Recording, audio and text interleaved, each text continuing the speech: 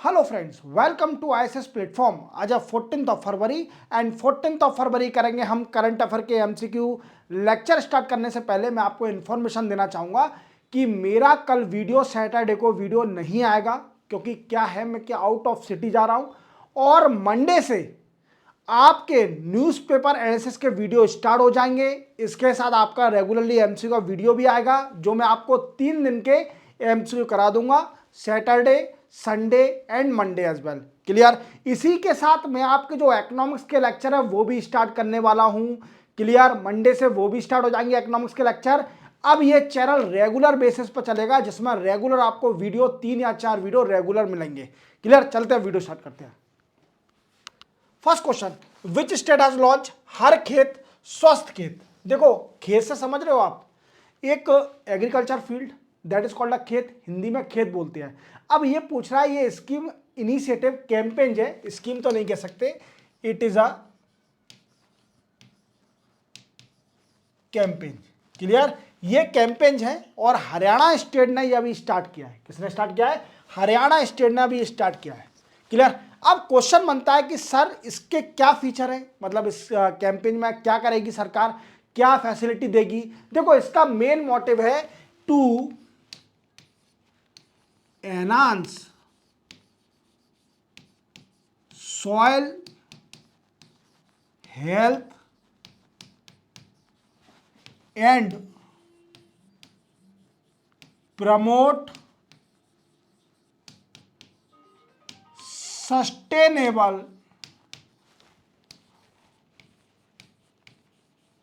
Farming. समझे मेरी बात को, कि सॉइल की हेल्थ को एनहांस करना। अब सॉइल की हेल्थ कैसे एनहांस होगी?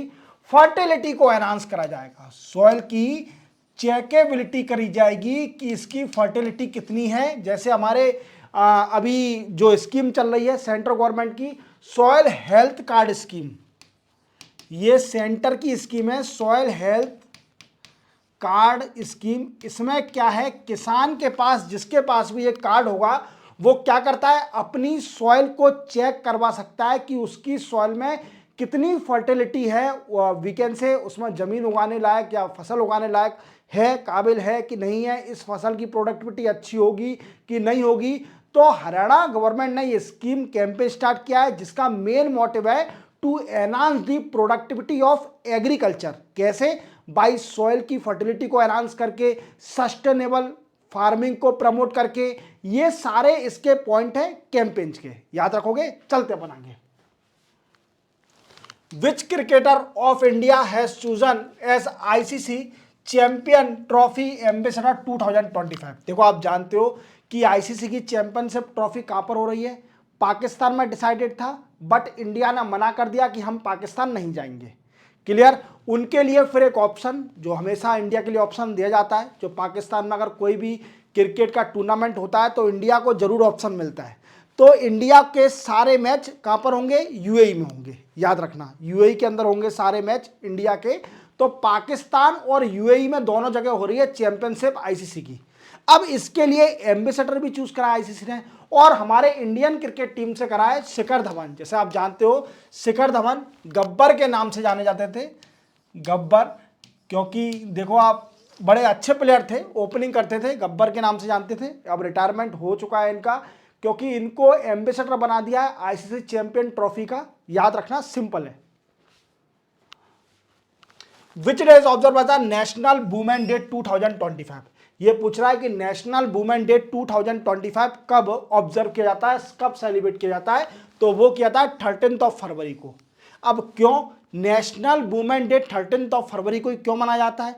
तो इसलिए मनाया जाता है इसको, क्योंकि 13th ऑफ फरवरी को बर्थ एनिवर्सरी है, बर्थ एनिवर्सरी ऑफ सरोजनी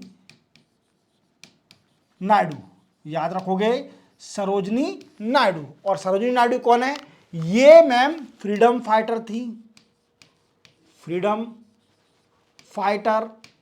इसके साथ साथ वुमेन की एम्पावरमेंट के लिए इन्होंने बड़ा योगदान किया था इंडिया में। और इनको एक उपाधि भी है, कौन सी? Nightingale of India.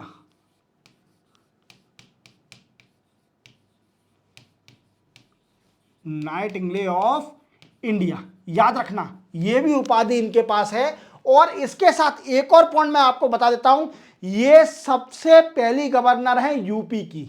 याद रखना कि जब हमारा देश आजाद हो गया था 1947 में, तब स्टार्टिंग की सबसे पहली गवर्नर उत्तर प्रदेश की सरोजनी नायडू थी। कौन थी? यूपी की सबसे पहली गवर्नर, यूपी फर्स्ट गवर्नर। याद रखना इंपॉर्टेंट है। चलते अपन आगे। Which day is observe as a world radio day 2025? ये पूछ रहा है कि वर्ल्ड रेडियो डे किस दिन ऑब्जर्व किया जाता है। तो वर्ल्ड रेडियो डे 13 फरवरी को ही ऑब्जर्व किया जाता है। याद रखना। और इसी के दिन, ये क्यों? क्योंकि इस दिन भी जो रेडियो ने आविष्कार हुआ था, किसने आविष्कार किया था? डिस्कवर किया था मार्कोनी ने। क्लियर? तो इसी दिन को 13 फरवरी को as a world radio day celebrate किया जाता है या ऑब्जर्व किया जाता है, कुछ ही बोल सकते हैं। क्लियर? तो सिंपल है, ज्यादा कुछ याद मत रखना और इंपोर्टेंट भी नहीं है। Klaus Iohannis become president of which country? ये याद रखना, ये अभी रोमानिया कंट्री के प्रेसिडेंट बने हैं। रोमानिया कंट्री के क्लॉस लोहानिस, ये अभी रोमानिया कंट्री कहां पर है? ये है यूरोप कॉन्टिनेंट में। कहां पर है मेरे friend? European continent. Clear?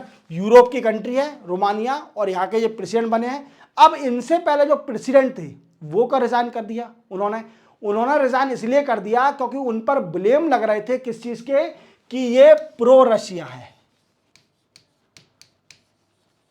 Russia का सपोर्ट कर रहे हैं। किसमें? यूक्रेन और रशिया के वार में। और उनके खिलाफ वी कैन से इम्पीचमेंट भी पास होने वाला था सेनेट में। तो इससे अच्छा उन्होंने पहले ही रिजाइन कर दिया। अब नए प्रेसिडेंट बन गए रोमानिया कंट्री के। याद रखना। चलते बनाएंगे। Constantine Tasoulas has been elected as a president of which country? देखो ये कॉन्स्टेंटाइन टेस्लोस, ये भी इंपॉर्टेंट है, याद रखना। ये प्रेसिडेंट बने हैं कहां के? ग्रीस के। ग्रीस के प्रेसिडेंट बने हैं। ये पहले स्पीकर थे। क्लियर? वहां की जो पार्लियामेंट है वहां के ये स्पीकर थे पहले, अब ये प्रेसिडेंट बन गए हैं। याद रखना, ग्रीस कंट्री के। और ग्रीस कंट्री भी यूरोप कॉन्टिनेंट में है। याद रखना। चलते अपन आगे। Which country has develop R-37M missile? देखो R-37M missile, are for Russia. तो ये अभी रशिया ने मिसाइल बनाई है और ये न्यूज में इसलिए है, ये एक तो एयर टू एयर मिसाइल है, एयर टू एयर मिसाइल है। याद रखोगे। और ये मिसाइल इंडिया को मिलने वाली है, इंडिया को ऑफर करी गई है। क्लियर? इसलिए ये न्यूज में है और इंपॉर्टेंट भी है। सबसे पहले तो आपको 2 पॉइंट याद रखने हैं इसके अंदर, कि ये missile air to air missile है और रशिया ने बनाई है, और दूसरा इंडिया को ऑफर करी जा रही है। याद रखोगे, सिंपल है। तो रशिया इसका आंसर है। Who won 2024 Huron industry achievement award for financial solution innovation? ये मिला है जैगल फाउंडर, जैगल कंपनी के फाउंडर हैं, उनको मिला है ये अवार्ड, हुरन अवार्ड।